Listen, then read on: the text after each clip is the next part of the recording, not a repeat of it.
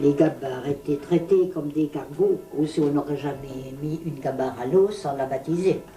Alors il y avait le curé, bien entendu, et puis des curés voisins, certainement qui étaient invités, parce qu'il y avait au moins une dizaine de personnes au baptême. J'ai souvenance entre autres d'une de ces cérémonies. La marraine était la fille du boulanger et le parrain son frère. Pour ce jour, elle avait une robe toute neuve, une fort belle robe. Je vois encore très bien le bateau neuf ancré sur le canal de droite. Il était paré de ses voiles.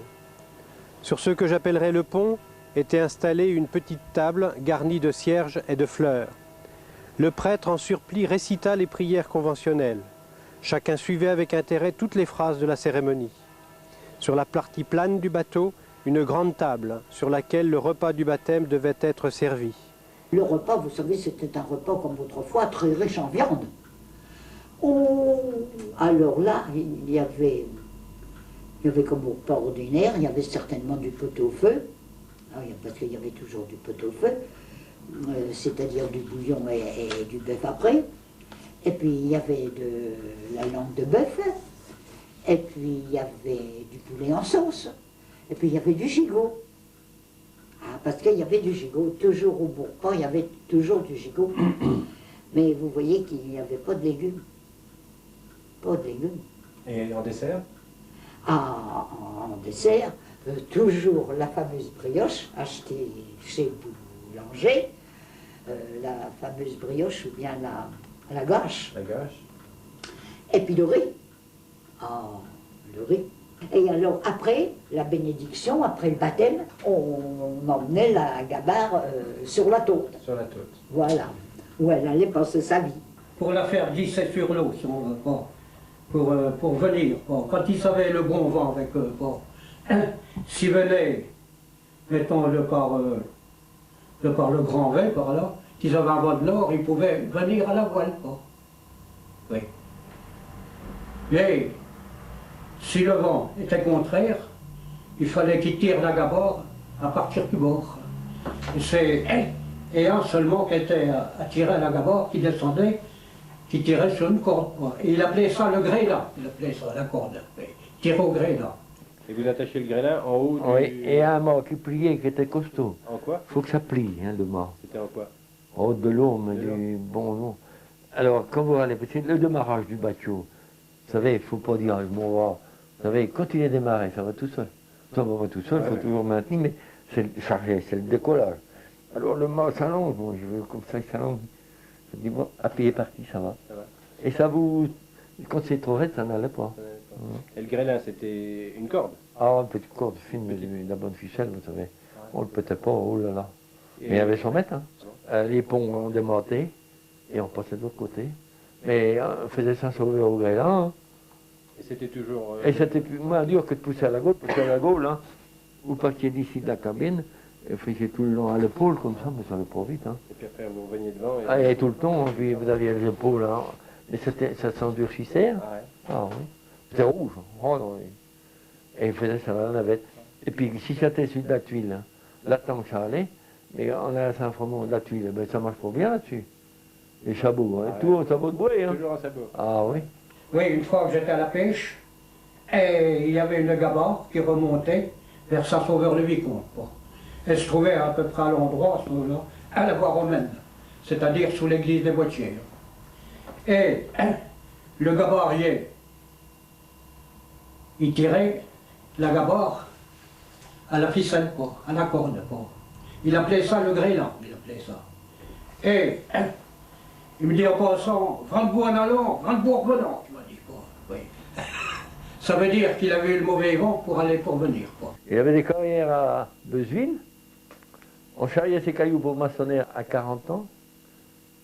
Et on ramenait de la tangue du Grand V. Et on charriait les autres machins matériels entre deux, là, de la chaux, du caillou pour les routes, un tas de fourvis, on a même charrié du foin. Tout l'hiver, on charriait de la tangue, hein. Ah, tout l'hiver. Vous commenciez quand la tente? Oh, c'est donc, hein. Septembre, octobre. Ah oui, ils mettaient ça sous les vaches. Il n'y a pas de pôle, ils mettaient la tangue, ça faisait un sommier, puis ils mettaient ça sur le terrain, dans les banques. Hein.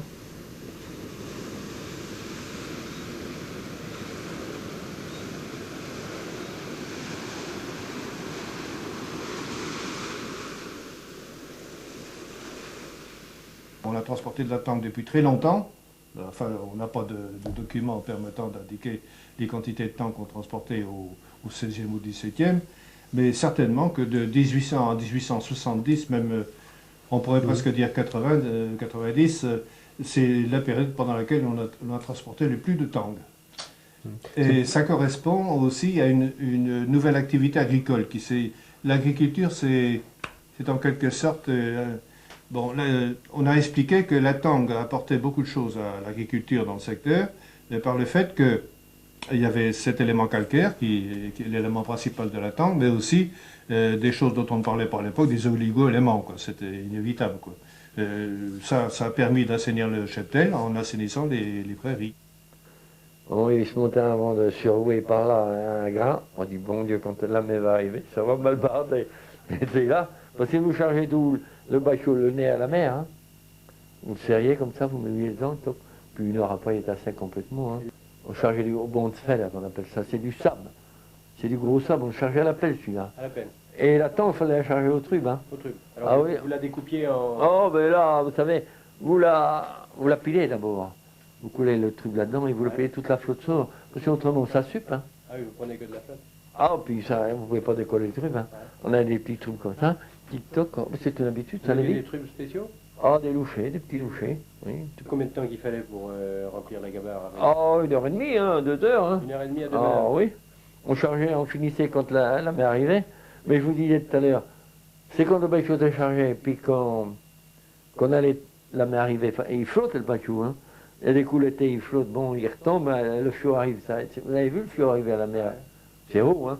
Il retombe, et puis alors quand il reculait, j'étais à l'avant ou à l'arrière, je poussais un coup et le courant est rapide, il tournait, hein. Il y a des coups faisaient même 2 coups le tour. Mais quand le vent était contraire, hein, eh ben mon vieux, le vent l'arrêtait, le courant l'emmenait. Ah ben c'est là que ça embarquait dans la marmite, hein. Oh ben Dieu. Oh là c'était pas bien, hein. Oh putain, c'est là que j'ai eu peur, hein. Il y a aussi le dragage, ça c'est moins connu, le dragage du sable, plutôt en amont, vers Saint-Lô, tout ça. Il existe des gabarres qui ne font que la drague du sable.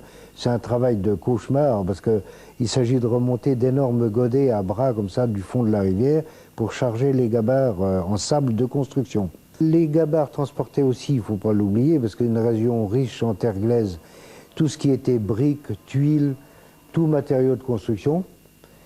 Au milieu 19e, les gabarres ramenaient de l'arrière-pays du bois de chauffage qu'ils amenaient à Brévent pour l'exportation par caboteur vers Cherbourg, vers Le Havre. Une exportation de beurre aussi, de beurre transporté en pot, puisque toujours la terre glaise permettait aux potiers de travailler et de faire des récipients pour l'exportation du beurre. Donc on peut dire que l'apogée de la gabarre correspond vraiment à ce milieu 19e. Quoi.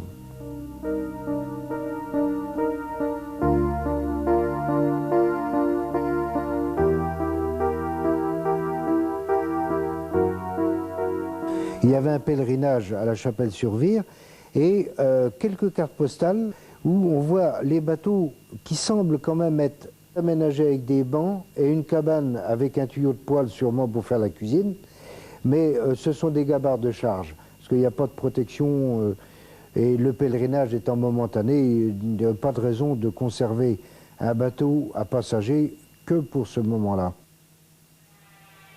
60 années ont passé depuis la construction de la dernière gabarre. Malgré la découverte d'une épave à Tribehou, les témoignages et les écrits relatifs à la construction de ces bateaux sont peu nombreux. Il a fallu, à partir d'informations glanées çà et là, reconstituer le puzzle et adapter les techniques d'aujourd'hui au savoir d'hier.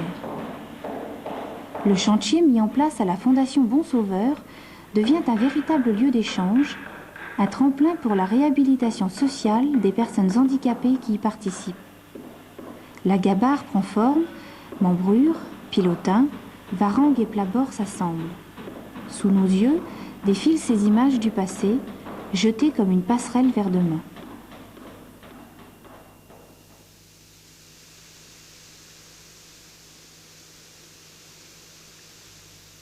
Et quand vous étiez à la voile... Ah là c'est le filon, hein, tous les hérissons. Là, c'est peinard. Hein. Tous les... Les riz, ah, ben, parce qu'il y a des riz dans la voile, vous savez, il y a des trous. Ouais. Vous l'appuyez à la verge. Hein. La verge, c'est le bout de bois, qui est là-haut. Là, c'est le vent de côté, mais ça marchait, ces bateaux-là, avant comme ça. Hein. Ouais. Mais à vide, mon vieux, ça prenait le vent, moi, c'est formidable. Il n'y a pas de chine pourtant. Hein. Et alors, il était penché comme ça, puis le gouverneur à deux. Oh, ben, comme ça, j'ai vu l'hiver, avec sa jonche. Oh, si vous le laissiez aller, bon, il montait sur le terrain. Alors j'ai trouvé que c'était splendide. Surtout quand il y avait les... Mon père m'emmenait voir sur le pont l'arrivée des gabarres avec les voiles. C'était superbe, vous savez, c'était superbe parce qu'il y avait 4-5 gabarres. Alors c'était intéressant. Avec leurs grandes voiles, c'était très intéressant. Quand le vent était trop faible ou contraire, car nos navires, comme leurs frères de haute mer, étaient gréés. Avec eux a disparu un des charmes de nos paysages, voyez-vous, je ne l'avais pas vu. Il était agréable de deviner au loin les voiles et de les voir approcher lentement, sillonnant le marais au milieu des troupeaux. Et c'est vrai, c'est vraiment au milieu des troupeaux. Et les vaches comme des bonnes bêtes, regardez ça. Écoutez, c'était amusant.